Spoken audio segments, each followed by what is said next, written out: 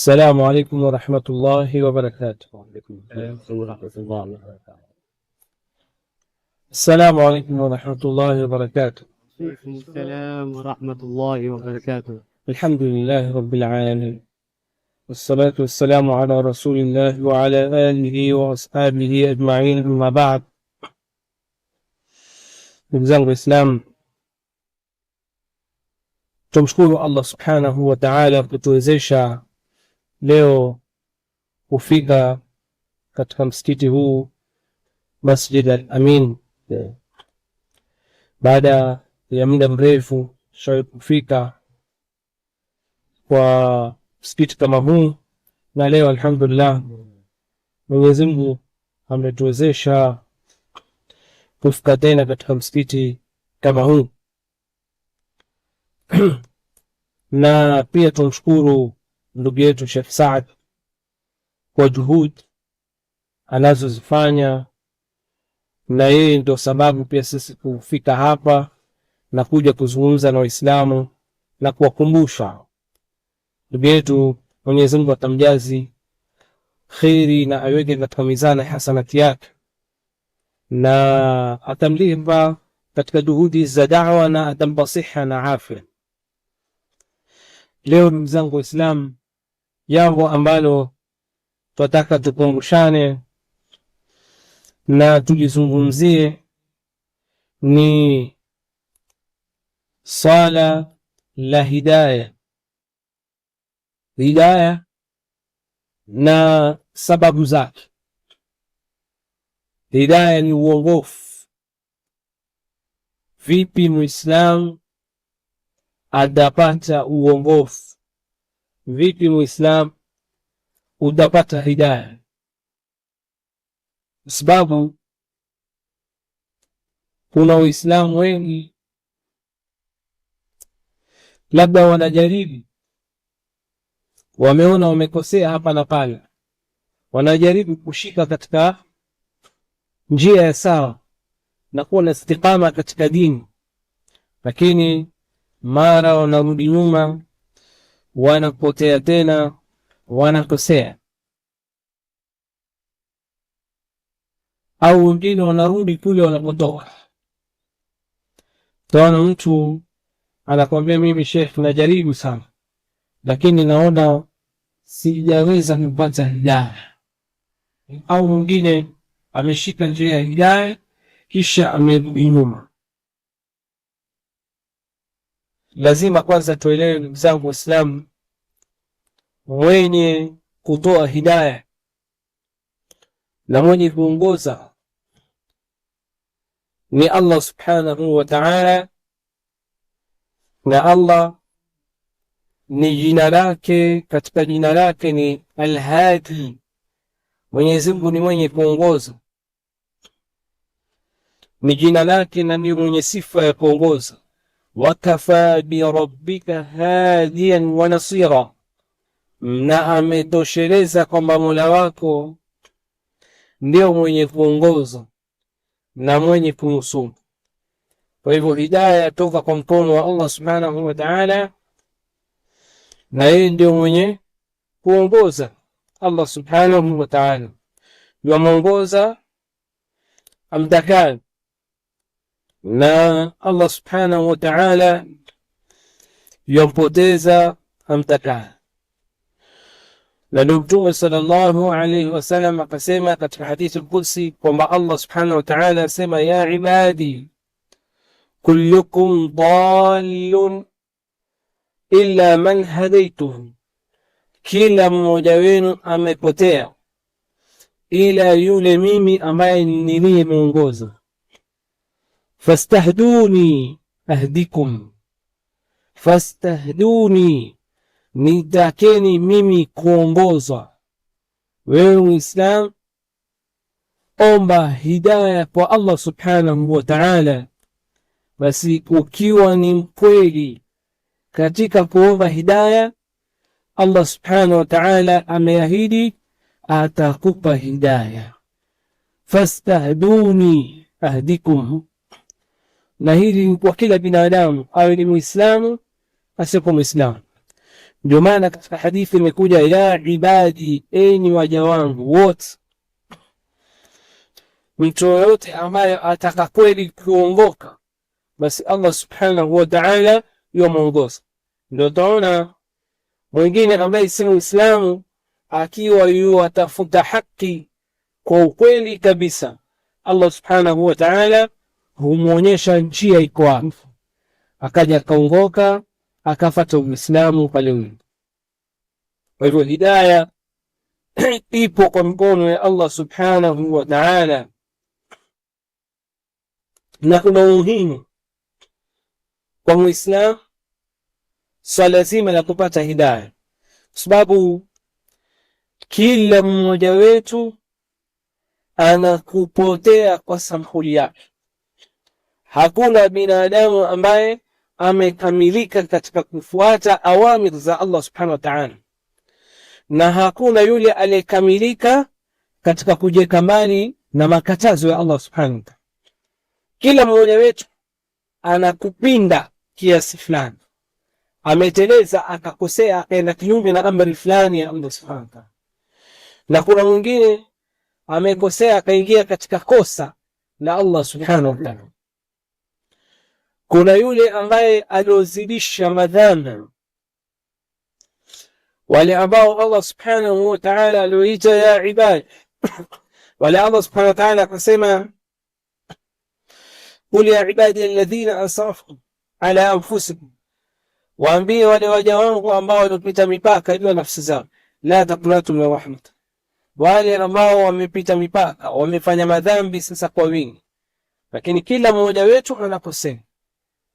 Kwa ajili ya umuhimu wa jambo kama hili Allah subhanahu wa ta'ala akatuwekea swala zima la kuomba sisi hidayah, tuombe kuongozwa na yeye Allah subhanahu wa ta'ala, si mara moja, si mara mbili, bali mara 17 ya lazima. Katika sala suratul Fatiha unasema ihdina siratal mustaqim, Mwenyezi Mungu niongoze njia iliyonyoka. Ihdina siratal mustaqim. Sasa hii suratul Fatiha ni lazima katika kila rak'a uisome, na sala za fardhi ni 5. Rak'a zote ukisihesabu ni mara 17. Wewe Muislam unatakiwa uombe hidayah kwa Allah subhanahu wa ta'ala. Ihdina siratal mustaqim, unamwomba Allah subhanahu wa ta'ala akuongoze, akujalie wewe kupate hidayah na uongoke uwe katika njia ya sawa. Lakini kuna taamulat nyingi na mazingatio mengi katika aya Allah subhanahu wa ta'ala alipotwambia ihdina siratal mustaqim.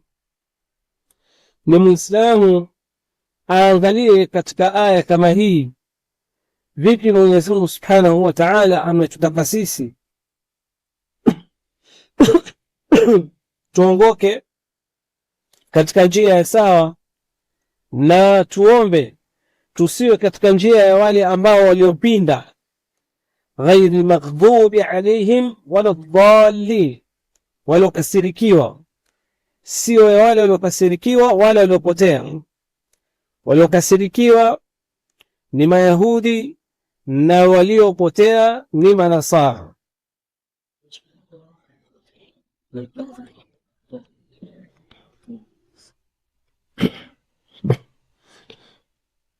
Mwenyezi Mungu subhanahu wa ta'ala alipotuambia ihdina siratal mustaqim siratal ladina an'amta alayhim, njia ya wale Mwenyezi Mungu aliowaneemesha.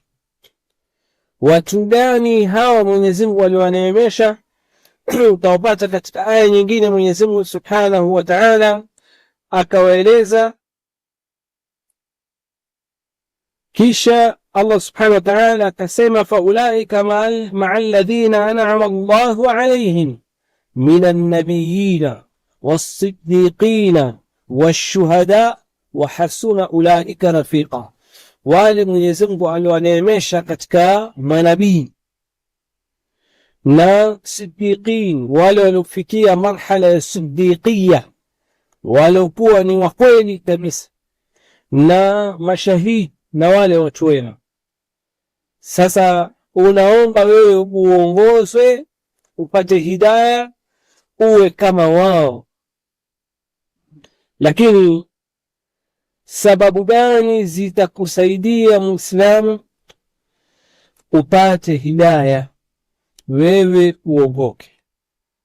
Sababu ya kwanza, ndugu zangu Waislamu, ni hii Mwenyezi Mungu aliyotulekeza, ni sisi kuzidisha dua. Ukiwa wewe ni mkweli, wataka kuwa katika njia iliyonyoka, wataka kuwa katika siratul mustaqim, basi zidisha kumwomba Allah subhanahu wa ta'ala katika sala za fardhi, katika sala za sunna. Allah akuongoze, akuoneshe njia sawa nini. Angalia ndugu zangu Waislamu, Mtume sallallahu alayhi wasallam alikuwa akitufundisha kuomba hidayah, japokuwa yeye Mtume sallallahu alayhi wasallam ameongoka, lakini akiomba sana hidayah Mtume sallallahu alayhi wasallam, si tu katika suratul Fatiha. Imekuja katika hadith sahihi, Mtume sallallahu alayhi wasallam alikuwa akikithirisha, akiomba kwa wingi sana anapokuwa katika sujud, akiomba Allahumma inni as'aluka alhuda wattaqa walghina, Allahumma inni as'aluka alhuda wattaqa walghina, Mwenyezi Mungu na kuomba unijalie mimi nipate uongofu na uchaji Mungu na kujitosheleza. Haya ni maombi ya Mtume sallallahu alaihi wasallam, alikuwa akiomba sana kwenye sujud. Kif sisi ambao tuko mbali na njia ya haki, kuna vitu vingi sana vinatupoteza, kuna mambo mingi ambayo yanatuvuta katika njia za upotevu. Kwa nini sisi mzangu Waislamu tusiombe hidayah, tustaki Allah subhanahu wa ta'ala atuongoze?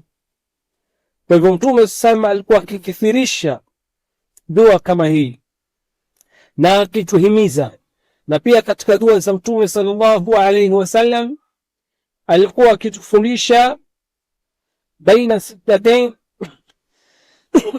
kikao cha baina sittatain, akituambia qulu rabbi ighfirli warhamni wahdini wajburni, Mwenyezi Mungu na kuomba Mwenyezi Mungu unisamehe na unihurumie na uniongoze. Hii ndio dua ya Mtume sallam, wajburni, na uniunge katika penye mapungufu yangu, niunge Allah subhanahu wa ta'ala.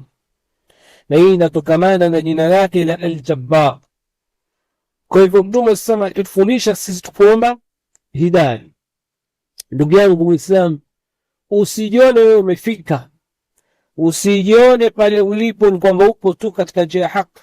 Zidisha kuomba hidayah, uombe saa zote Mwenyezi Mungu subhanahu wa ta'ala akuongoze. Na wewe ambaye una makosa, una mapungufu, una mambo mingi ambayo ya Allah subhanahu wa ta'ala huyatekelezi au unakuteleza, basi omba Allah subhanahu wa ta'ala akuongoze katika njia ya haki ili wewe uweze kufikiwa. Ndio Mtume sallallahu alaihi wasallam pia akatufundisha katika salatul witr, kumaliza katika dua ya kunutul witr, akitufundisha kwanza uombe hidayah, Allahumma hdini fi man hadait, Mwenyezi Mungu niongoze katika wale uliokuwa umeongoza. Na imepokewa pia katika Sahih Muslim, Mtume sallallahu alaihi wasallam alikuwa akisoma dua Allahumma rabb Jibril wa Mikail wa Israfil fatir as-samawati wal ardh alima alghaibi washahada. Dua nzito hii Mtume sallam akitawassal, akiomba kupitia sifa ya Allah subhanahu wa ta'ala ya rububia, kwamba Allah ni mola wa Jibril na mola wa Mikail na Israfil, muumba wa mbingu na ardhi, mjuzi alim alghaib wa shahada. Allah subhanahu wa ta'ala katika sifa zake ajue yaliyofichamana na yaliyokuwa wazi. Anta tahkumu baina ibadika fima kanu fi yakhtalifun, wewe ndio hukumu kwa waja wako katika yale mambo waliokuwa wakitofautiana. Ihdini lima ikhtulifa fihi, niongoze katika yale mambo waliotofautiana nayo. Na hii ni huwa muhimu. Kuna mambo mengine Waislamu, mtu anasema, Muislamu anasema yuko katika njia ya panda katika masaili mengine ya dini, anakwambia wale wanasema hivi na nyinyi mnasema hivi, sielewi mimi nifuate nini. Basi omba dua kama hii, uwe ni ukimwomba Allah subhanahu wa ta'ala akuongoze katika yale watu waliotofautiana. Ukiwa ni mkweli, mlilie Allah subhanahu wa ta'ala, atakuongoza. Lima ikhtulifa fihi min alhaqi biidhnik innaka tahdi man tashau ila siratin mustaqim, wewe ndio muongoza mtangaye katika njia iliyonyoka. Kwa hiyo sababu ya kwanza ya Muislamu kupata hidayah na kuongoka ni Muislamu kuzidisha dua, na kila mara amuombe Allah subhanahu wa ta'ala amuongoze, amtoe pale alipo, ampeleke katika hali nzuri zaidi, na amuoneshe njia ya haki, amweke mbali na njia ya dhalal na upotevu.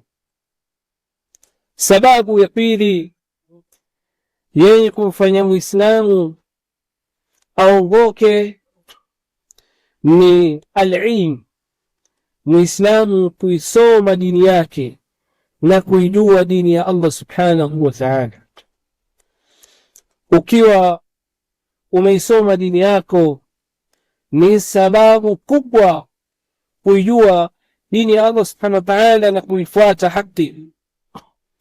Leo Muislamu utaona yataka hidayah, ataka kuongoka, lakini utapata Muislamu mtu hata Qur'an hajui kuisoma, hajifundishi, au Muislamu hajifundishi lolote la dini ya Allah subhanahu wa ta'ala, au vikao kama hivi vya kheri hakai akajifundisha dini ya Allah subhanahu wa ta'ala.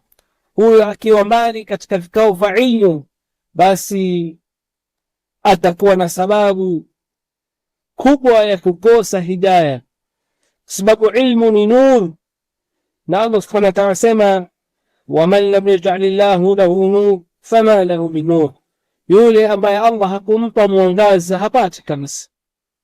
Na hii ni ilmu iliyopokelewa na Mtume sallallahu alaihi wasallam, ilmu kitabu wa sunna, kujifundisha Qur'an, ujifundishe tafsiri ya Qur'an, ujifundishe hadithi za Mtume sallallahu alaihi wasallam, uketi katika vikao vya somo hadithi ya Mtume sallallahu alaihi wasallam, uketi katika vikao vya kufundishwa qala Allah wa qala rasuli, uketi katika vikao vya kufundishwa aqida safi.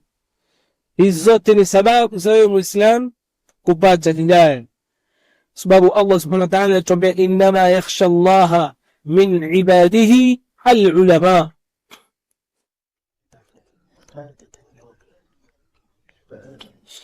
Wale ambao kumwogopa Allah subhanahu wa ta'ala ni wale Allah subhanahu wa ta'ala aliyopata ilmu. Kila ilmu ya Allah subhanahu wa ta'ala ikizidi, kila ukizidisha katika kumjua Allah subhanahu wa ta'ala, kukijua kitabu chake, kila ukizidisha kuijua Qur'an, tafsir, tadbir, tadabbur, na ilmu ya sunna ya Mtume sallallahu alayhi wasallam, ilmu ya aqida, ujue dini yako sawa sawa, basi khashya itaongezeka, uchaji Mungu itaongezeka. Innama yakhsha Allah min ibadihi al-ulama, wale wenye kumwogopa Allah subhanahu wa ta'ala na uchaji Mungu. Ndugu yangu Muislam, ikiwa wewe wataka hidayah, wataka uongofu, wataka kuwa katika njia ya haki, wataka kuona usawa upo wapi, wataka kuijua njia ya Allah subhanahu wa ta'ala, keti katika vikao vya ilmu, jifundishe dini ya Allah subhanahu wa ta'ala. Ndio utaona jambo la kwanza Waislamu walipoletewa dini ya Allah, wahi wa Mtume sallam, jambo la kwanza akaambiwa iqra bismi rabbika alladhi khalaq, soma kwa jina la Mola wako aliyeumba. Ilmu ndio jambo la kwanza, na ilmu ya kwanza Muislamu aijue ni kujua akida yake, ajue tauhid, ajue masala ya kumpwekesha Allah subhanahu wa ta'ala. Fa'lam annahu la ilaha illa Allah. Kwanza Allah subhanahu wa ta'ala akatuambia jua ya kwamba hapana mola afaaye kuabudiwa kwa haki isipokuwa yeye. Ilmu ya kwanza ni aqida, ujue aqida yako, umjue majina ya Allah subhanahu wa ta'ala, ujue dalalat al-asma was-sifat, ujue maana majina ya Allah subhanahu wa ta'ala na sifa za Allah. Haya yote yanakuongezea uchaji Mungu. Ikiwa aqida yako itakuwa nzito katika kujifundisha dini ya Allah subhanahu wa ta'ala, basi wewe utakuwa mzito na utakuwa mwepesi katika kupata hidayah. Hii ni sababu ya pili ya Muislamu kukuwezesha wewe kupata hidayah. Sababu ya tatu, ndugu zangu Waislamu, ni Qur'an. Qur'an Mwenyezi Mungu subhanahu wa ta'ala ameiteremsha, ni hidayah, ni uongofu, na aya nyingi za Qur'ani zimekuja kutueleza kwamba Qur'ani ni uongofu, na Qur'ani kwamba yaongoza, yatuonesha njia ya haki na ikituongoza. Na Mwenyezi Mungu subhanahu wa ta'ala ameiteremsha kwamba ni hidayah.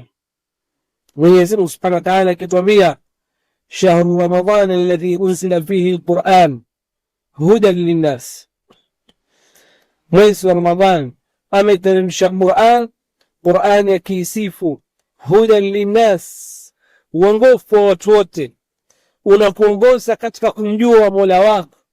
Qur'ani inakuongoza kujua yapi ambayo Allah anataka kufanyiwa. Qur'ani inakuongoza katika ibada za Allah subhanahu wa ta'ala. Qur'ani inakuongoza muamala wako wewe na familia yako. Qur'ani inakuwa ni huda kwako wewe katika biashara zako. Qur'ani ni huda katika maisha yako kuishi na binadamu wengine. Qur'ani ni huda baina yako wewe na wasiokuwa Waislamu, bal Qur'ani ni huda ya kila kitu, hudan linnas. Mwenyezi Mungu ameisifu kwamba Qur'ani ni huda, na Mwenyezi Mungu ameisifu kwamba ni yenye kuongoza. Dhalika alkitabu la raiba fihi, hicho ni kitabu ambacho hakina makosa, hakina shaka. Hudan lilmuttaqin, ni chenye kuongoza kwa wale wenye kumwogopa Allah subhanahu wa ta'ala. Na hapa maulama wakazungumza kwa nini Mwenyezi Mungu subhanahu wa ta'ala katika aya nyingine akasema kwamba Qur'ani ni hudan linnas, ni uongofu kwa watu wote.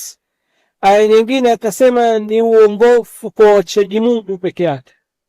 Hii wanavyoni wakasema ni kwamba Qur'ani ni uongofu kwa watu wote, lakini yule mwenye kufuata uongofu wa Qur'an na kaongoka na Qur'an akafuata hidayah ya Qur'an ni wale muttaqin, wale ndio wenye kuongoka na Qur'an. Hii ndio dalala ya aya hizi mbili. Mwenyezi Mungu alipoisifu kitabu chake kwamba ni chenye kuongoza, ya ayuha nnas qad ja'atkum maw'idhatun min rabbikum, Allah asema imewajia mawaidha. Dalali yangu Muislamu, kila utakapojiona uko mbali na Allah subhanahu wa ta'ala, wewe rudi katika Qur'an, na kila utakapokuwa mbali na Qur'an tilawatan, kwa kuisoma au tadabburan, au kwa kuizingatia, au kwa kuelewa maana yake, au kwa kuifanya kazi, ndio upotevu wako utakavyokuwa. Kila utakavyokuwa mbali, ikiwa utaacha kusoma Qur'an kabisa, basi utapotea kabisa. Na ikiwa utaisoma lakini hauna wakati wa tadabbur al-ayat, basi pia utakuwa na dhalalat. Na ukiwa wewe waisoma waizingatia lakini haufanyi kazi, bado pia utakuwa na upotevu. Mpaka uwe ni mwenye kuisoma na kuwa na tadabbur, utafute muda. Ni aibu kwa Muislam awe hata kitabu cha Allah subhanahu wa ta'ala hajasoma. Katika mambo ya ajabu leo utapata watu wengine ni kwamba ameenda mbele, yuko mbali kabisa katika elimu za kiulimwengu, pengine katika mambo ya kazi yake ni mjuzi sana, labda fani yoyote ya kimaisha yuko vizuri kabisa, lakini Qur'ani, kitabu cha Allah subhanahu wa ta'ala, hajui hata kukisoma. Hii ni aibu kubwa sana. Wewe Muislamu umeletwa hapa kwa ajili ya kumwabudu Allah subhanahu wa ta'ala, na wadai waitaka pepo ya Allah, wataka kuongoka, wataka kufuata njia sawa, na hata Qur'ani hujui kuisoma. Kisha kuna wale ambao wanajua kuisoma lakini hana muda kabisa katika kuisoma kitabu cha Allah subhanahu wa ta'ala. Ndugu yangu Muislamu, wewe unapokuwa na muda wa kukisoma kitabu cha Allah subhanahu wa ta'ala, inakuwa ni mauidha. Aya zinakuzungumzia. Qur'ani kila ukisoma utaona inakuzungumzia wewe. Wa shifaa lima fi sudur, Qur'ani ni mauidha na inaponya maradhi yaliyokuwa ndani mwako. Ukisoma Qur'ani ikiwa una kibr, utaona inakuzungumzia. Ikiwa una hasad, inakuzungumzia. Ikiwa una maradhi tofauti tofauti, Qur'ani inakuzungumzia na inakufanyia dawa. Kwa hivyo kila ukisoma Qur'an utakuja kuipata hidayah. Anza ndugu yangu Muislamu, ukiwa wewe wataka kweli kupata hidayah, wataka kuongoka, wataka kufuata njia sawa, jaribu sana kuisoma Qur'an. Usikose wird yako ya kila siku, hizb yako ya kusoma Qur'ani kila siku usiache. Ala al-aqalli juzu moja, basi umeshindwa kabisa. Nusu juzu usiwache ndugu yangu Muislamu, kila siku kusoma Qur'an usiwache, hata ukashughulika vipi, lakini huu ni wakati unaopangia wa Qur'an. Shughuli zako zote zile za maisha hazitakusaidia kitu mbele ya Allah subhanahu wa ta'ala ikiwa wewe hauna muda na Qur'an. Ikiwa hauna muda na Qur'an, kazi zako zingine zote hazitakusaidia kitu. Panga muda ndugu yangu Muislamu, uweke muda na Qur'an. Kuna watu sahihi wanatamani waweze kubeba mushaf na kusoma katika mushaf, lakini hawezi. Na mwingine hata kupeleka mdomo pia hawezi, amepooza yuko kitandani. Fatiliza ndugu yangu Muislamu, Allah amekupa uwezo, isome Qur'an. Na mwingine alikuwa mzima kabisa, mara ajali imempata, akili ziko, mara akili hakuna. Mambo yanatupata haya ndugu yangu Muislamu. Alaqa yako na Qur'ani ikoje? Kwa hivyo kila ikiwa wataka hidayah, uwe na wakati wa kuisoma Qur'an na uwe na wakati wa kuizingatia. Usisome tu peke yake kwa ajili ya kupata thawabu ya kusoma.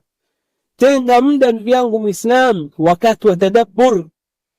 Tenga tilawa fulani, hii muda huu mimi kwa siku nitakuwa asubuhi labda nasoma juzu moja, lakini kabla ya kulala nina nusu safha naziangalia maana yake na kuelewa Allah subhanahu wa ta'ala hapa anataka nini. Kitabu cha Allah ametuletea sisi ndugu zangu Waislamu tuongoke. Kwa nini sisi tusikisome? Tilka ayatul kitabil hakim hudan wa rahma lilmuhsinin. Allah subhanahu wa ta'ala amekisifu kitabu chake ni uongofu na ni huruma. Ikiwa wewe haupati hidayah, waitaka wapi hidayah ikiwa uko mbali na Qur'an yangu Muislamu? Kama tuliposema, Qur'an inaongoza si binadamu mpaka majini.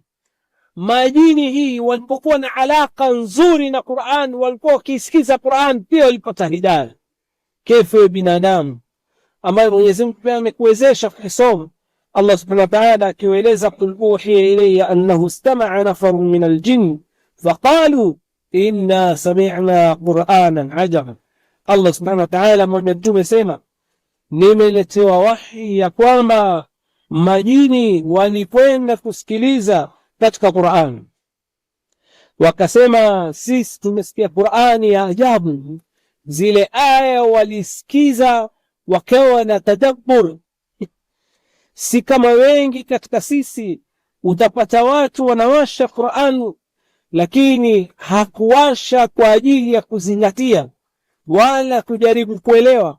Ameweka zile ayat kuwasha labda katika gari yake apate baraka, au ameiweka tu kazini mwake asema amefungua kheri pale, ameanzisha na Qur'an, wala hajui maana zile aya wala hajazingatia. Mpaka utaona kuna watu wengine ameweka sura fulani mpaka aiweke kazini mwake kila siku.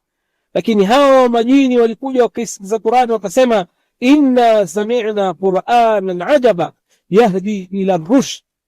Naona waliposikiza Qur'an walijua kitabu si cha kawaida. Yahdi ila rushd, Qur'ani inaongoza katika uongofu. Mwenyezi Mungu ikiwa ameahidi hivyo, Qur'ani inaongoza katika uongofu, utakuwaje wewe uwe na alaka nzuri na Qur'an kisha upotee? Hauwezi kupotea ndugu yangu. Yahdi ila rushd, majini walisikiza wakafuata Qur'an, faamanna bih, wakaja wakaiamini Qur'an. Sababu kubwa ya hidayah na kushikamana na Qur'an, lazima Muislamu atafute muda awe na alaka nzuri ya Qur'an. Hii ni sababu ya tatu ya kwa wewe ndugu yangu Muislamu kupata hidayah. Sababu ya nne, ndugu yangu Muislamu, anza sasa kuwa na tauba sadiqa.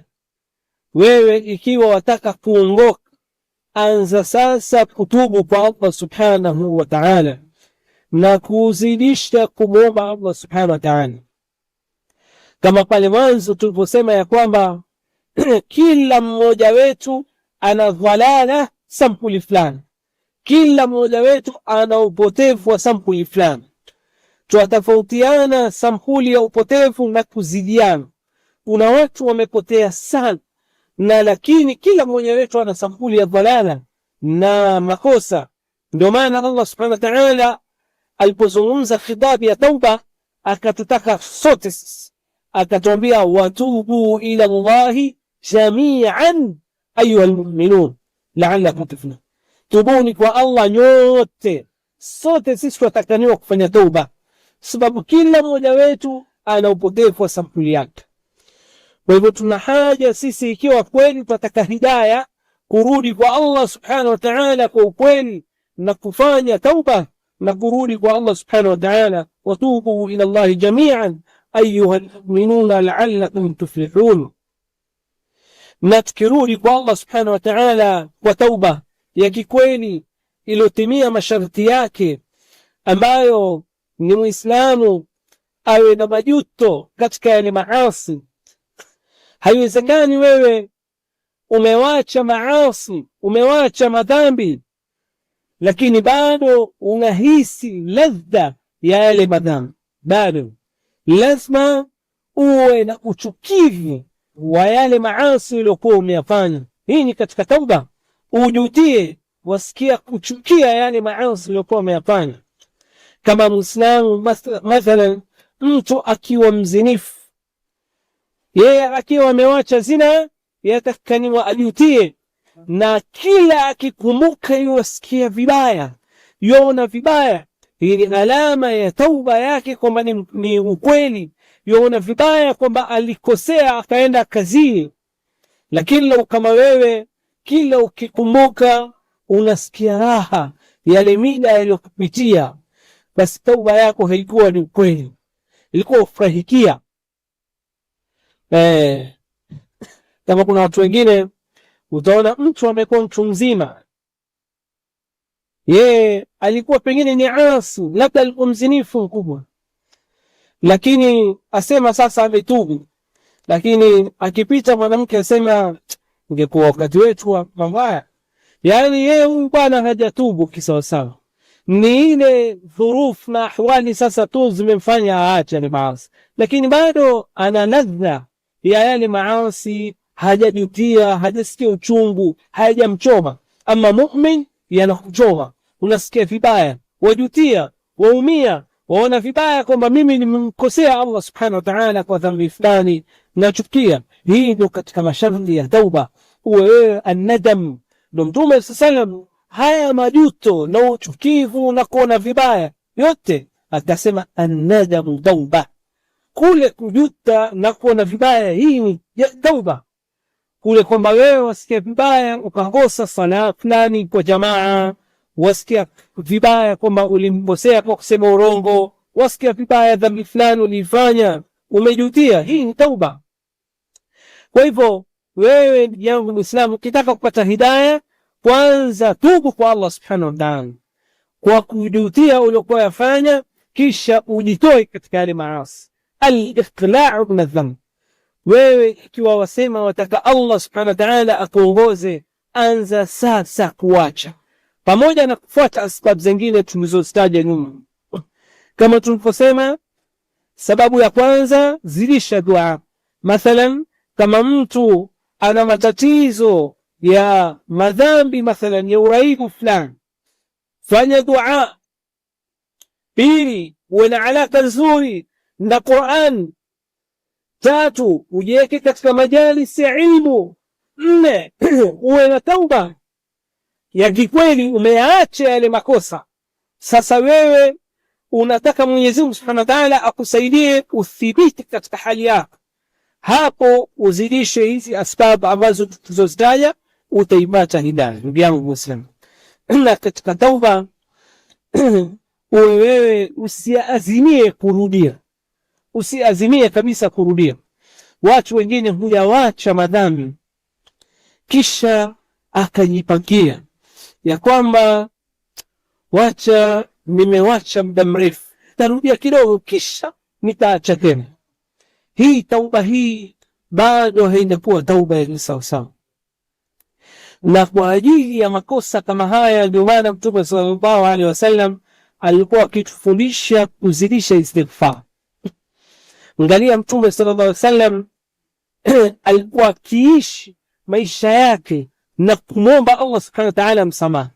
Pamoja Mtume sasa shasamehewa madhambi, amebashiriwa janna, lakini akiishi maisha yake mara nyingi kumwomba Allah subhanahu wa ta'ala msamaha. Hili ni fundisho kwetu sisi kwamba katika kila mara tuwe, hata kama tuteleza, turudi haraka kwa Allah subhanahu wa ta'ala ili tuipate hidayah.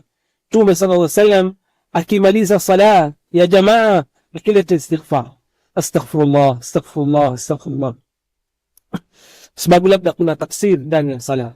Akitoka katika choni analeta ghufranak, anamwomba Allah subhanahu wa ta'ala msamaha kwa kukaa kimya, kutomtaja Allah subhanahu wa ta'ala. Mtume sallam asubuhi akileta istighfar kama mara 100 au 70 fi riwaya, na namna hiyo akiketi katika dawa istighfar katika khutab zake akizidisha istighfar, nahmaduhu wa nastaghfiruhu, akimwomba Allah subhanahu wa ta'ala istighfar. Hii ndio dawa muslim, akijaribu sana kuleta istighfar ili yeye apate njia ya hidayah. Sababu ya tano ya wewe Muislam kupata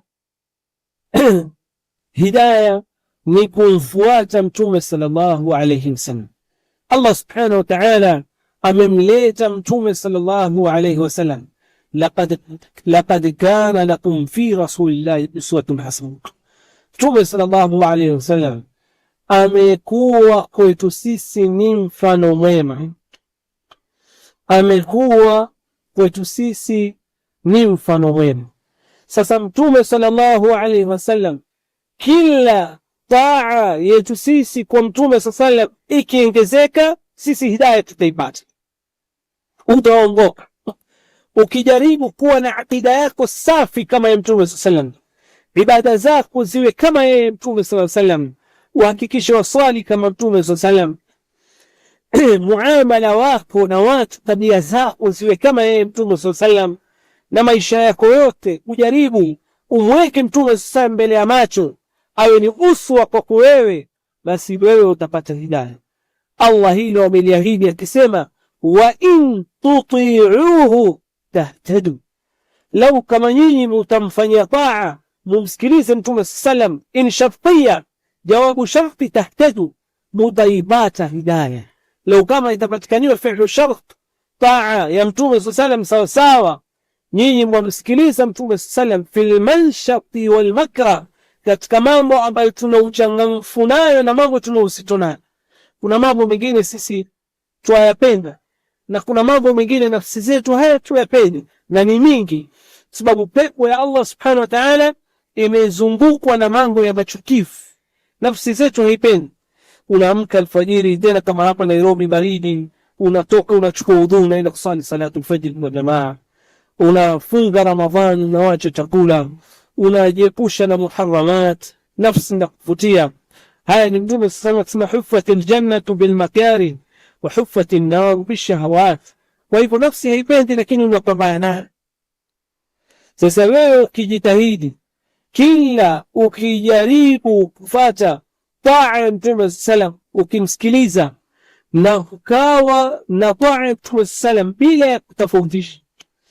Mara nyingine katika maajabu ya Muislamu ni talbisu iblis ambayo inamjia kwa njia ya ajabu. Anakuuliza, jambo hili Mtume sallallahu amelifundisha, ni lazima ama ni sunna? Katika hili swali mmoja alimuuliza, mmoja katika mashaikh, jambo fulani ni sunna ama ni fardh? Akamwambia, wauliza kwa sababu wataka kujua au kufanya matendo? Kwa sababu lau kama wataka kutekeleza, usitofautishe matendo ya Mtume sallallahu alaihi wasallam. Kama wewe wataka kutekeleza, umesikia hadithi ya Mtume sallallahu alaihi wasallam, usiangalie mzani wake ni fardh ama ni sunna. Zote kwetu sisi tuzipokee katika utekelezaji, zote sisi tutafaulu nazo. Na tukifanya taa ya Mtume sallallahu sawa sawa, tutafaulu katika maisha yetu na tutapata hidayah. Kila mtu atakapojaribu kuwa kama Mtume sallallahu katika mavazi yake, katika tabia zake, katika ibada zake, basi atapata hidayah bila shaka kwa ahadi ya Allah subhanahu wa ta'ala. Sababu ya sita ya mtu kumfanya apate hidayah ni as-suhbatu as-salihah, mtu kuwa na rafiki mzuri. Rafiki as-sahibu sahib, rafiki anakuwa na mvuto na athari. Mtu hata akawa mtu mzima, lakini rafiki yake vile alivyo, basi naye atamfuata vile alivyo. Rafiki anaathiri, yule ambaye uko naye anakuathiri, na haya bila shaka Mtume sallam alituambia, mathalul jalisi salih, mfano wa rafiki mzuri ni kama yule ambaye yuuza mafuta mazuri. Mtume sallam akituambia mathalul jalisi salih wal jalisi su, yule ambaye mfano wa rafiki mwema na rafiki mwovu, akasema rafiki mzuri ni kama muuzaji mafuta. Ima rafiki yako ikiwa yuuza mafuta atakupaka ile mafuta ama ununue kwake, na mfano wa rafiki mwovu kana fikhitir, kama yule mwenye kufifia. Zamani katika ufundi wa kama welding, zamani ilikuwa ni ufundi ambao unatumika katika moto, kuwasha moto na kuvivia vitu kama hivyo. Sasa kuna athari ya ule moshi kama mchomaji vyuma. Ikiwa rafiki yako akaa naye muda mwingi, ima kuchomea nguo yako ama kuathirike na harufu mbovu ya vyuma vile vinavyotoka. Kwa hivyo kuna athari ima kwa rafiki mzuri ama rafiki mbaya. Na rafiki mzuri katika athari yake atakuvuta katika majalis kama hizi za kheri, atashikamana na wewe uje katika vikao kama hivi vya kheri, na atakuhimiza sala. Nafsi yako labda shetani anakuvuta wewe, unasema sala ishafika, nafsi inakwambia utasali, lakini utasali nyumbani. Rafiki mzuri anakwambia hapana, tunaweza tukasali msikitini, mambo kusali nyumbani hakuna, sisi twende tukasali msikitini. Anakusukuma, kuna darasa leo, twende tukasikilize. Anakuvuta na anakuathiri. Lakini rafiki mbaya anakuathiri kabisa, anakuondoshea ule uongofu.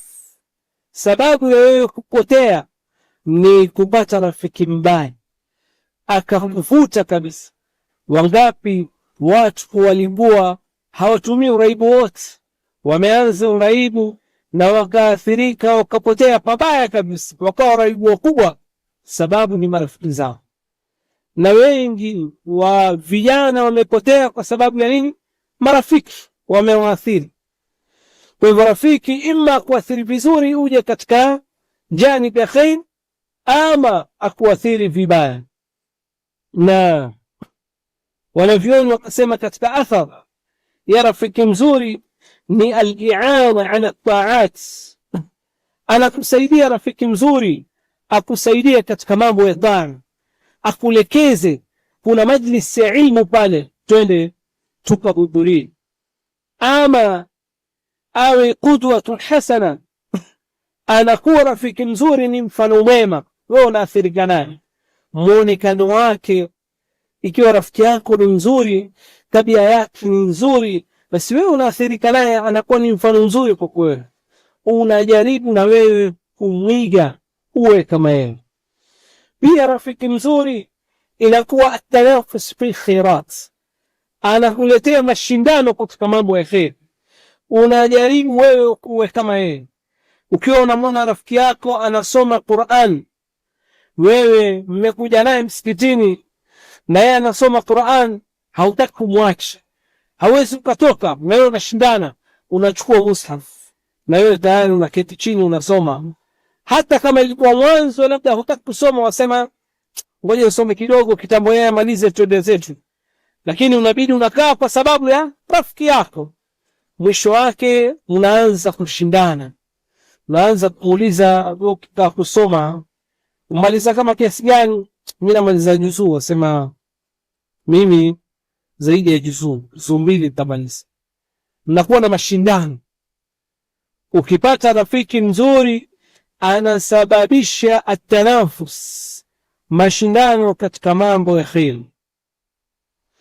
Pia rafiki mzuri anakuwa ni himaya min alfitan, fitan ash-shubuhat wa shahawat. Rafiki mzuri anakuhami usipate kushawishiwa wewe. Ikiwa watu wanakuja na da'wat na ulinganizi wa upotevu, rafiki mzuri anakwambia wale wana fikra potofu, usiende kuhudhuria vikao kama vile. Anakushika mkono rafiki yako, anakukataza. Umejiwa na shubha, rafiki yako anakuelekeza, anakutolea. Ikiwa kuna shahawat, anakuelekeza usifuate jambo hili, fanya hivi. Rafiki anakukinga na fitan za shubuhat na shahawat. Faida ya kuwa na rafiki mwema, an-nush wal muwajaha bisidqin. Rafiki anakunasihi na kuelekea kwa ukweli. Mara nyingine mtu ambaye hawezi kufikia, lakini utaona mtu anamfuata akimwambia jaribu kuzungumza naye bwana, yule rafiki yako bwana ana shida kadha wa kadha. Inabidi sasa atumike mtu aliyokuwa karibu na wewe. Sasa kama ni rafiki uliyekuwa naye mbaya na mtu amekuja kwa rafiki yako anajaribu kukwambia, rafiki mwenyewe amepotea, kisha ataka kumpatia nasaha, kupatie daftari kumeusitetee bwana, fuata shughuli yako, sawa. Yeye rafiki mwenyewe amepotea, atapokea vipi nasaha kufikisha wewe? Lakini leo kama una rafiki mzuri, akipokea nasaha, basi atajaribu kweli, atajaribu kuzungumza naye, nimlekeze katika udhaifu aliokuwa nao. Pia anakuwa na taathir al-ijab, anakuathiri vizuri rafiki, hata kama hautokuwa kama yeye exactly, kama hukuwa kama yeye kamili, basi utajaribu kumwiga rafiki yako ufikie katika hali nzuri aliyokuwa nayo. Hizi ni sababu 6 ndugu zangu Muislamu zinazomfanya mtu aongoke. Hizi sababu 6 lau kama Muislamu atazifuata atapata hidayah. Kisha maadamu tumetaja asbab za hidayah, tutaje awaiq, vizuizi vya mtu kuongoka. Kuna watu wanajaribu, wanasema mimi najaribu sana kuongoka, lakini bado pia nashindwa katika kufuata hidayah. Sasa jambo gani huyu ambaye hajaongoka linamzuia yeye asiongoke? Sababu ya kwanza ni hawa nafsi. Watu wengi wanapotezwa kwa sababu ya kuiweka mbele nafsi zao au matamanio ya nafsi zao. Vile nafsi yake inavyomuongoza yeye anaifuata kamili. Hata ukaja ukamzungumzia Allah amesema hivi, aya zimesema hivi, hadithi zimesema hivi, nafsi yake imekataa, nafsi yake inamuongoza vingine. Anasema maneno ya yule shekhe, wachana naye, wachana naye. Anakataa maneno ya yule shekhe ambayo amemlekeza au mtu amempa nasaha, anakataa. Ndio Allah watu kama hawa amewataja katika Qur'ani akisema, Allah subhanahu wa ta'ala akitaja araaita man ittakhadha ilahahu hawa, umemwona mtu ambaye amemfanya Mungu wake ni matamanio nafsi yake. Ilikuwaje matamanio ya nafsi ikafikia ni Mungu? Maana yake ni kwamba ile nafsi inamfikia kuja kukuhalalishia na kukuharamishia, wewe ukaifuata. Unaambiwa jiepushe na zina, Allah subhanahu wa ta'ala amekataza, Mtume sallam amesema hivi, nafsi yako inakwambia nitakuja kufuata wakati mwingine, lakini sasa wacha mimi naendelee na zina nilizokuwa nazo, waliyadhu billah. Nafsi yako inakwambia haina neno. Au mwingine nafsi inampelekea katika kumfuata yale ambayo ni ya sheria, yale ambayo ni awamri za Allah subhanahu wa ta'ala. Umeambiwa Mwenyezi Mungu amekulazimisha ufuate salawat, ufuate sala ya jamaa, lakini nafsi yake inakataa. Sasa yeye anaisikiliza nafsi yake, anawacha maneno ya Allah subhanahu wa ta'ala, ameifanya nafsi yake kama Mungu. Na ndio Ibn Qayyim rahimahullahu ta'ala ana maneno mazito kabisa katika kuizungumzia hii nafsi na mtu kuifuata hawa na kuiendeleza nafsi yake, matamanio ya nafsi zake. Taona watu wengine wameshindwa kuacha maasi mingi sana, si sababu nyingine, ni kwa sababu wameshindwa kupambana na nafsi yake. Pengine ana uraibu ama ana mambo ya haramu au fitna kama ileo ilivyo ya vijana wengi wameshikilia mtazamo wa kuangalia picha chafu. Vijana wengi katika masikitiko wanaangalia pornography. Anakwambia Sheikh, mimi siwezi kuacha. Kwa nini hawezi kuacha? Kwa sababu huyu amefanya Mungu wake ni hawa yake. Hawa imemwambia wewe endelea. Sasa hata Allah amemkataza hasikii, yeye anaifuata hawa yake. Ndio Ibn Qayyim rahimahullah ta'ala akasema katika Rawdatul Muhibbin wa Nuzhatul Mushtaqin, akasema lam yadhkur Allahu alhawa fi kitabihi illa dhamma. Allah subhanahu wa ta'ala hajawahi kuitaja matamanio ya nafsi katika Qur'ani ila ameitaja kwa makemeo. illa ameitaja vibaya Qur'an siku zote, kama aya tulisoma na aya nyinginezo. Wakadhalika fi sunna, hivyo hivyo katika sunna. Hawa matamanio ya nafsi si jambo zuri wewe uiendeleze nafsi yako, haijatajwa illa madhmuma, ikikemewa kabisa. Lam yaji illa madhmuma illa ma jaa minhu muqayyada, illa labda ilipotajwa katika hadithi kwa kufungamanishwa na kitu kingine. Ikiwa imekuja na kaidi itatoka katika dhamm, kama hadithi ya Mtume sallam akatoa mfano, la yu'minu ahadukum hatta yakuna hawahu tab'an lima ji'tu bihi, haamini mmoja wenu mpaka iwe hawa yake imeambatana na yale nilokuja nayo. Kwa hivyo ikiwa hawa itafuata matamanio yako kwa nafsi, yatakupelekea kufuata maneno ya Mtume sallam, hawa itatoka katika dhamm, bali itakuwa ni wenye kusifika matamanio yako nafsi yako. Akafikia mpaka kusema Ibn al-Qayyim, waliya'lam al-labib anna mudmin ash-shahawat yasiruna ila hala la yaltadhuna biha wa hum ma'a dhalik la yastatiruna daka. Wale watu ambao, asema aelewe mtu mwenye akili, watu ambao walozoea, wana idman, mtu ambaye amekuwa ni addict kabisa, kama wale watu ambao walioshikwa na idmani ya shahawat tofauti tofauti. Angalia mtu ambaye ni mraibu mathalan wa dawa ya kulevya, au mraibu wa, kama hao tulosema, mtu waliyadhu billah amekuwa ni mraibu wa pornography, au mraibu mwingine wote, mtu mpaka amekuwa na idman kabisa, hufikia katika hali hana ladha, yani hasikii raha. Yeye watazama zile picha chafu, au ni raha tena, lakini nafsi yake inamwambia endelea, hauwezi tena kuacha. Nafsi inamfikia kwamba anafikia mtu yote ambaye amefikia idman katika shahawat, anafikia hala hata ladha hana. Hata yule ambaye ni mraibu kiasi kikubwa anafikia kwamba hana raha tena, lakini akwambia siwezi kuiacha, mimi nimezoea.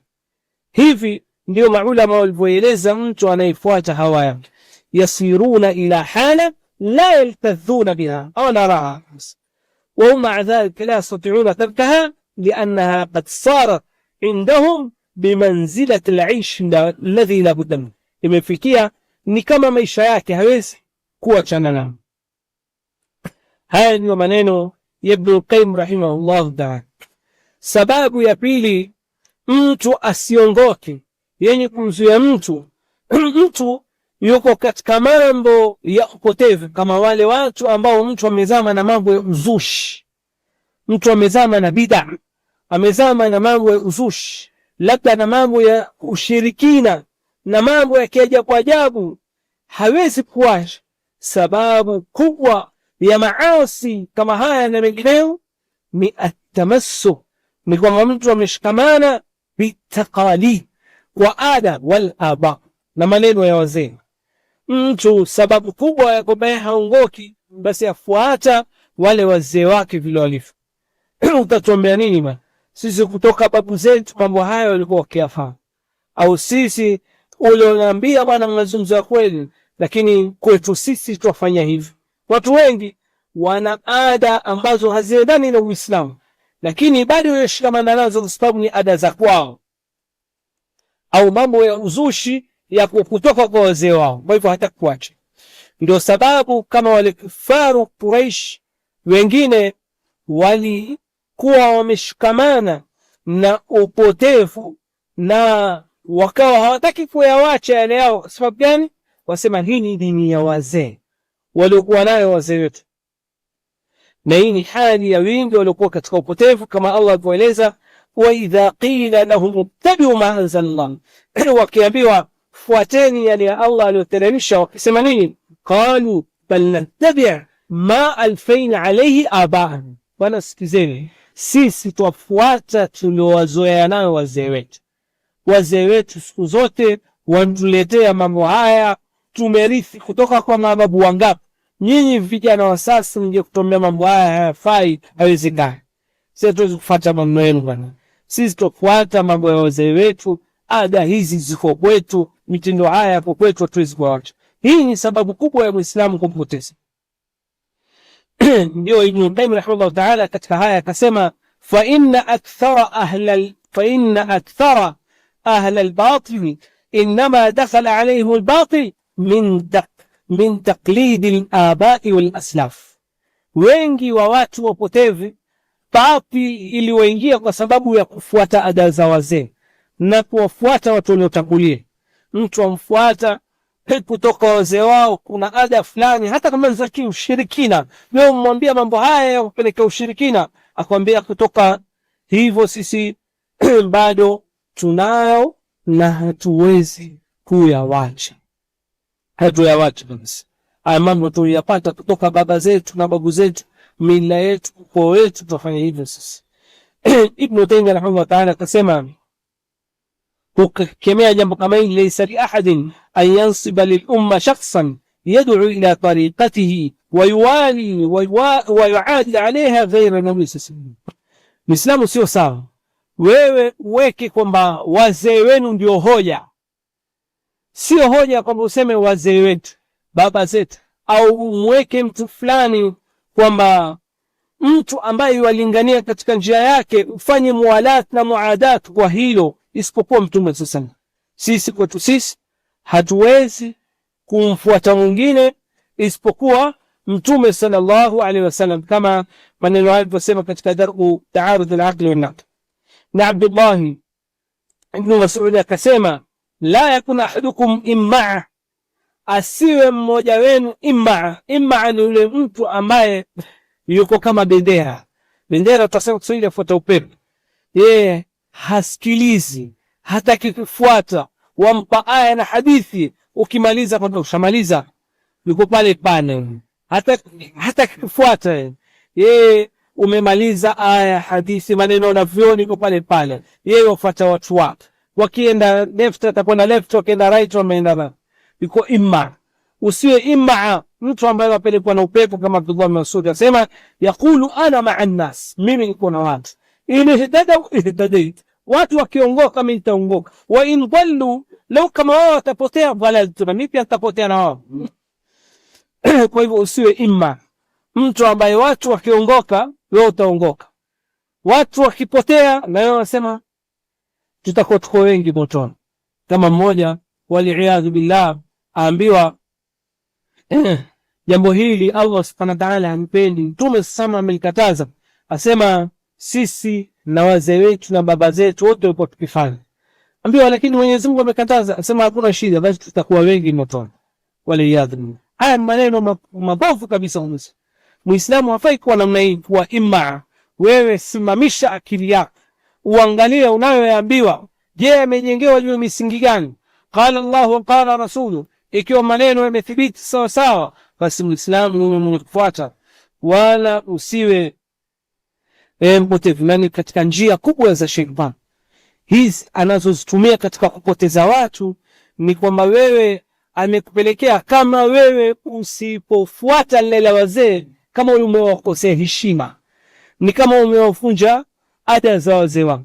Ibn al-Jawzi rahimahullah ta'ala katika Talbisu Iblis amenitaja hii ni njia moja shetani analotumia katika kupoteza watu, akisema talbisu iblis ala al-awam, njia ya iblis katika kuwahadaa watu na kuwafanya watu wapotee, waislamu ambao si wasomi, waislamu wa kawaida, basi ta'dhimu al-adat wal-aba hatta yatruku sunna, inawafanya wao wanatukuza sana yani zile ada, mila baba zetu. Kuna watu mpaka leo yeye Muislamu, lakini ukoo wao, kabila yao, akija kwenye harusi hana harusi za Uislamu. Akwambia kina sisi kuna ngoma za kifamilia, harusi za kabila yetu, watu wa kwetu mpaka tufanye. Akija kwenye matanga au mfiliwa hafanya ada za Uislamu. Kikwetu si watu wafanye hivi. Wewe ni Muislamu vipi? Siku wengine Muislamu ukiwa katika harusi unatoka katika Uislamu, ukifiliwa shawa cha Uislamu. Uislamu ingi hivi khulu fi silmi kaf, uingie Uislamu kamilifu, siku zote uishi na Uislamu, usifuate kwamba ada wala mila za wazee. Na athar nyingine katika sababu wakati unasonga, lakini kijaribu kufupisha katika athari zenye kumpoteza mtu, as-suhbatu sayyi'a, kama vile tulivyosema rafiki mwema ni sababu ya kuongoza, na tukasema athari ya mtu kuwa na rafiki mwema. Rafiki mwema tukasema atakuwa na athari nzuri katika kukuleta katika mambo ya khairi, ushikamane na ibada. Ama suhbatu sayyi'a, watu waovu, watu wabaya, watu ambao wako katika njia ya ibada, hao watakupoteza na siku ya kiyama utakuja kujuta. Wa yawma ya'uddu adh-dhalimu ala yadayhi yaqulu ya laitani ittakhadhtu ma'a ar-rasuli sabila, siku hiyo yule mtu ambaye aliyodhulumu nafsi yake atakuja kuuma kidole, maana yake kujuta. Kwa nini mimi sikufuata njia ya mtume? Ya wailata laitani lam attakhidh fulana khalil, laitani mimi sikumfanya fulani ndio rafiki yangu ndio kipenzi changu. Na atakuja kukuruka yule rafiki yako. Sasa yule rafiki yako ambaye unamuona wewe ni sahibu wako nguvu, lakini kila ukitaka kusimama katika njia sawa yukurudisha nyuma, huyo utakuja kujuta siku ya kiyama. Utasema laiti mimi sikumfanya mtu fulani ndio rafiki yangu, amerudisha kwa nyuma pakubwa sana. Laqad adallani an adh-dhikri ba'da idh ja'an, amenipoteza, uongofu umenijia, watu wamenambia Allah ansema, Mtume sema uongofu umenijia wazi, lakini rafiki yangu amenipoteza mimi. Lakini utajuta siku ya kiyama. Hii ni athari ya mtu kuwa na rafiki mbovu. Hizi aya ni nzito zenye kutuonesha athari ya rafiki mbovu. Pia Allah akatuambia al-akhillau ba'dhum li ba'dhin aduwwun illa al-muttaqin, marafiki siku ya kiyama watakuwa baadhi kwa baadhi maadui. Watu wale waliokuwa hapa duniani wasema mimi yani hapiti siku mpaka awe naye yule rafiki yake, basi siku ya kiyama itakuwa wewe na yeye mbali mbali, itakuwa ni maadui wakubwa kabisa. Kwa sababu gani? Alikuwa duniani akikupoteza. Ila wale watu ambao ni wachaji Mungu, urafiki uliojengwa juu ya taa, rafiki ambaye wakufundisha, wakulekeza katika mambo ya kheri, akuleta katika majalis dhikri, akuonesha taa, huyo ndo utakuja kuwa pamoja naye siku ya kiyama. Ama rafiki yako mbaya, rafiki mwenye kukuonesha katika kila mlango wa shari na kukusaidia katika wasailu shar, manake mbinu za shari watu ni rahisi sana kusaidiana, lakini katika mambo ya kheri watu watakusaidiana. Ndio utaona wale watu wenye kutumia vilefya wana undugu na msaada wa ajabu sana. Ikiwa yeye ni mlaji marungi, siku hiyo amemwona mwenzake hali, mbona leo likati bwana, vipi bwana, ani usitaki juu yangu mimi nakununulia, atamnunulia sababu gani? Undugu, lakini undugu wa maasi. Unaona? Lakini katika mambo ya kheri hawezi kumsaidia, lakini wako tayari umoja katika mambo ya maovu na atamsaidia kabisa. Huyo la upano atamwambia mimi nyumbani bwana hakuna kitu nyumbani, hawezi kumsaidia katika masuala ya kimaisha, lakini atamsaidia katika mambo ya maasi. Utaona hata wale wenye kufuta bangi wanafanya nini? Wana undugu, wanazungusha kusaidiana katika maovu. Anaizungusha kabisa kwangu kwako, nazunguka kabisa mpaka ifike mwisho. Kwa sababu gani? Msaada katika mambo ya maovu. Lakini huu ndugu ambao huja kuona, wallahi mtarukana siku ya kiyama. Mtakuja kumuona ni adui yule ndugu ambaye rafiki uliokuwa ukimwona ni rafiki yako wa damu. Al-akhillau ba'dhum li ba'dhin adu illa al-muttaqin, illa wale ambao wenye kumwogopa Allah subhanahu wa ta'ala. Na ndio mtu kitapomjua mtazamana rafiki yake, almar'u ala dini khalili falyanzur ahadukum man yukhalil. Mtume sallallahu alayhi wasallam, mtu mtazame rafiki yake. Ahnaf ibn Qais akasema, angalia maneno mazuri. Ahnaf ibn Qais ana maneno mazuri, akamwambia iyaka wa musahabatul ahmad, jitahadhari wewe rafiki yako mtu mpumbavu ambaye hakulekezi ila mambo ya maasi, mambo ambayo hayana maana, ama mtu ambaye akili yake haina kheri, ahmaq, mpumbavu. Kwa sababu gani? Fa innahu yuridu an yanfa'ak, yeye atakukunufaisha. Yule mtu ambaye ni rafiki mwovu, yeye katika kukulekeza yale mambo maovu aona kusaidia, akikulekeza kula vitu vya haramu, akulekeza katika milango ya zina, akulekeza kula mali ya haramu, yaona kama hiyo kusaidia vile. Taona katika kama mchezo wa kamari, vijana wengi wameshika kamari sasa, katika hizi wanazocheza SportPesa, sijui nini, kubeti huku, vijana anaona kama ni kumsaidia mwenzake katika kupata. Kuna application mpya bwana, huitwa hii, anakulekeza yuridu, wewe unaona kama yuridu yanfa, lakini fayadhuruk, kumbe anadhuru. Sasa huyu ndio msahabatu ahmaq, umesuhubiana na mtu ahmaq, mpumbavu. Yeye anataka kama kukusaidia, lakini kumbe ndo anakudhuru vile, ndo anakuharibia maisha yako, anakuharibia akhira yako. La sababu ya nne kupoteza mtu na kumfanya mtu, na sababu ya mwisho, ndugu zangu Waislamu, ni mani wa taswif.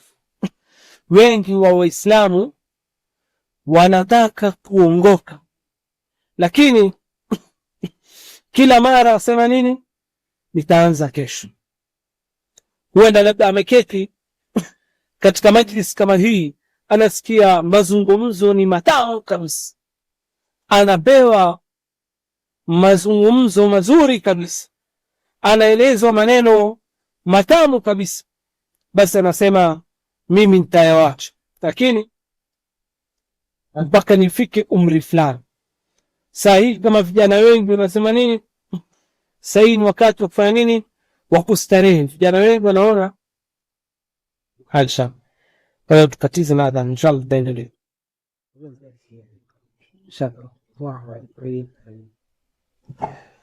الله أكبر الله أكبر الله أكبر الله أكبر أشهد أن لا إله إلا الله أشهد أن لا إله إلا الله أشهد أن محمدا رسول الله أشهد أن محمدا رسول الله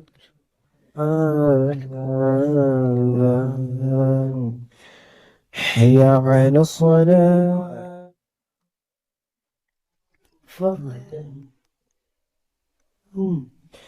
حي على الصلاة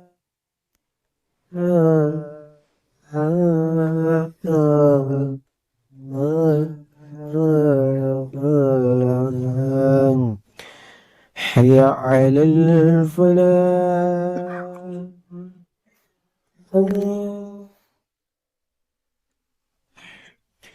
حي على الفلاح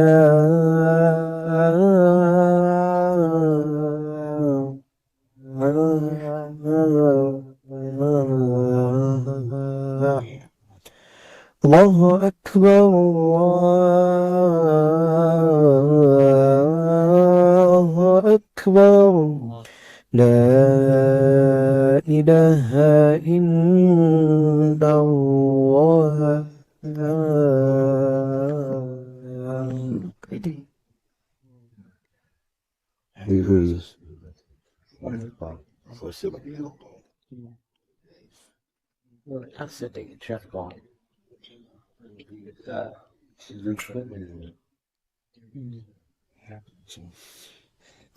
Wakati umesonga ndugu zangu Waislamu, lakini kuna maana ya taswif. Lakini kabla ya hapo kuna maana nyingine kwa mmefikiria nitaje. Kabla ya maana ya taswif kuna maana al-kibr. Kuna watu wengi wanaona haki lakini hawataki kuifuata kwa sababu ya kibr, anakuwa na kiburi katika ile haki, na hii ndio iliyopoteza Iblis. Aba wastakbara, alikataa akafanya kibri. Na ndio wengi katika Uislamu sengine utamuonesha haki mpaka utambainishia hana sababu kabisa katika kubaki katika bangi, lakini akwambia angalia wewe, panda juu shuke, mimi yangu ni hayo hayo, takuacha hatari kubwa sana. Au mwingine akwambia yeye mko Mungu watu matuhukumu si kazi yenu. Wa Allah watu kama hao kueleza, wa idha qila lahu taqillah, kuna watu kiambia muogope Allah, wacha unalofanya, akhadhathu al-izza bil-ithm, anachukuliwa na nguvu katika lile maasi, akwambia sasa ndo nitafanya, nitakuonesha sasa. Kibri. Mtume sasa akasema al-kibru batru al-haq, ni kuikata haki. Hii ni alama moja ya kiburi, mtu akawa kuikata haki. Sababu ya mwisho ndugu Waislamu, malize witran, manake sababu ya tano, mani taswif, mtu kuakhirisha na kusema nita mimi nikifika uzeeni nitarudi nyuma niwache haya nilikuwa yafanya. Mimi bado sasa ni kijana, kama vijana wengi wanajipa muda na kujiona yeye bado. Biangu Muislamu, haujafikia muda wewe sasa urudi kwa Allah. Allah mwenyewe ashakwambia, alam ya'ni lilladhina amanu an takhsha'a qulubuhum li dhikrillah. Haijafikia muda wewe waweza kunyenyekea na kufuata maneno ya Allah subhanahu wa ta'ala, haujafikia muda huo. Hatujui Mtume sasa akituambia patiliza, iqtanim khamsa qabla khams, shabab qabla haramik, ujana wako upatilize kabla hujazeeka, sihhatik qabla maradhi, ghinak qabla faqrik, mautik qabla hayatik qabla maut.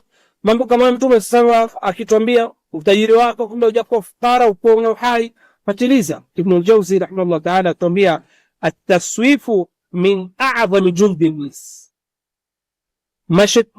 katika wanajeshi wakubwa wa Iblis wa kufanya kazi ni yule ambaye yakuja wewe akuchelewesha. Ushaona sababu ya kheri, wacha pale pale, useme nita kesho taanza, kutoka kesho mimi naanza swala ya jamaa, kutoka kesho mimi sasa anza sasa. Ya Muislamu, katika wanajeshi wakubwa wa Iblis ni kufanya taswif, wewe kuchelewesha. Yuzayyinu lil'abdi tula al-amal, anakupambia muda mrefu akuonesha kwamba wewe bado, hata yufsida alayhi amalu, mpaka kuharibia amali zako, kama aliposema katika Sayyid al-Khatir. Mzangu Islam, Allah subhanahu wa ta'ala ametuhadharisha usiwe kama wale ambao kwamba mtu anafikia akisema, law akhartani ila ajalin qarib fa asaddaqa wa akum min as-salihin. Usifikie lau kama Mwenyezi Mungu utanipa muda kidogo, wewe upewe umri muda wote bado hujashikamana na taa, wataka upewe muda kidogo, basi tayari utakuwa na mtu mwema. Hukuwa mtu mwema maisha yako yote, lakini utaka upewe muda kidogo, sadakatu utazitoa na utakuwa mtu mwema. Haiwezekani ndugu. Kwa hivyo ukitaka kupata hidayah ni kwamba uanze sasa na ufuate sababu hizi tulizozieleza ndugu zangu Waislamu, ili Allah aweze kutuongoza na tuwafikie na tuondoshe hivi vizuizi wenye kutuzuia sisi katika potevu. Mwenyezi Mungu atuwafikie katika kila kheri. Subhanaka Allahumma bihamdik, nashhadu an la ilaha illa anta, astaghfiruka wa atubu ilayk. Wa sallallahu ala Muhammad wa ala alihi wa sahbihi wa sallam.